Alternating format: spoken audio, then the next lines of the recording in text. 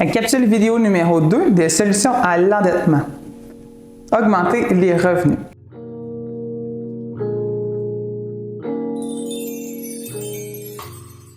Bienvenue à notre deuxième capsule vidéo présentant les solutions à l'endettement.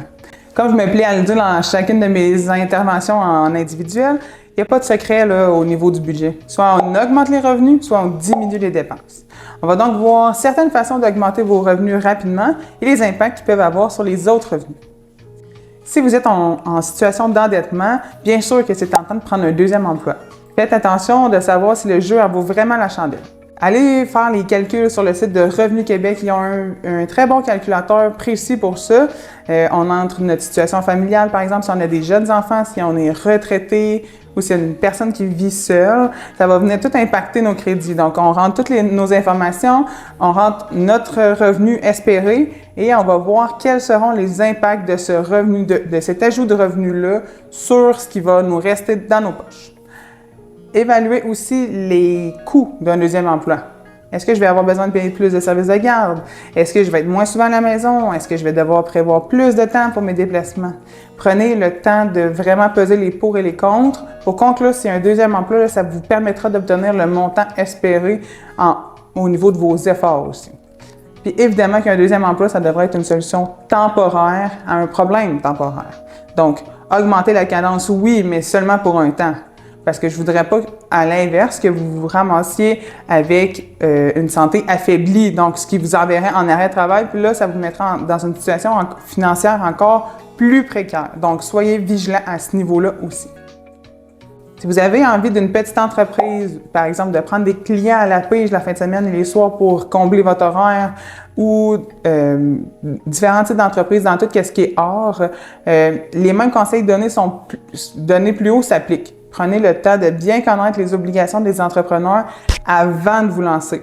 Être travailleur autonome, c'est super intéressant pour toute la flexibilité, mais les tâches administratives qui viennent avec ces responsabilités-là vont en décourager peut-être plus d'un. Louer une chambre. Vous avez de l'espace, il vous reste une chambre libre, les enfants sont partis à l'extérieur. Pourquoi pas louer une chambre? Vraiment, ça va vous permettre rapidement de diminuer la dépense au niveau de l'habitation, ce qui est vraiment un gros poste de dépense normalement. Si vous êtes proche d'un établissement scolaire, par exemple un cégep ou une université, vous allez pouvoir avoir des étudiants qui ne seraient même pas là toute l'année. Donc ça aussi, là, ça peut être une très belle clientèle cible. Ça vous fait un beau revenu d'appoint, même s'ils ne sont pas tout le temps à la maison. Informez-vous, par exemple, sur vos droits et responsabilités avant de vous lancer dans la cohabitation. Certaines formes de cohabitation là, nécessiteront de déclarer les revenus et les dépenses. La vente d'actifs. Vous avez cumulé des dettes et pensez vendre la deuxième voiture ou la moto pour diminuer soit vos paiements ou soit votre endettement. Il n'y aura pas d'impact sur vos crédits d'impôt, mais je veux vraiment que vous preniez le temps de vérifier quels seront les impacts au niveau du contrat de financement. Est-ce qu'il vous restait des intérêts à payer, des frais d'administration? C'est vraiment important que vous le sachiez. La vente d'actifs immobiliers, par exemple un terrain ou un chalet, elle déclenchera un gain en capital. Lui va être imposable et il viendra augmenter vos revenus, donc diminuer vos allocations ou vos crédits d'impôt. Vraiment, prenez le temps d'aller voir votre conseiller financier ou votre préparateur d'impôt. Ils pourront faire différents scénarios pour vous pour s'assurer que c'est vraiment la meilleure solution pour maximiser vos rendements d'investissement parce qu'on ne voudrait pas que vous perdiez des revenus en crédit d'impôt trop importants l'année d'ensuite. En conclusion, oui, toutes ces façons-là d'augmenter vos revenus sont bonnes, sont pertinentes.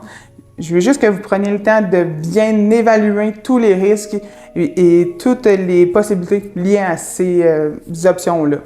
Vraiment augmenter votre revenu, demandez à votre conseiller financier ou à votre préparateur d'impôt pour vous faire une tête sur vraiment tous les scénarios, qu'est-ce que ça va impacter au niveau des crédits d'impôt ou des allocations familiales, par exemple.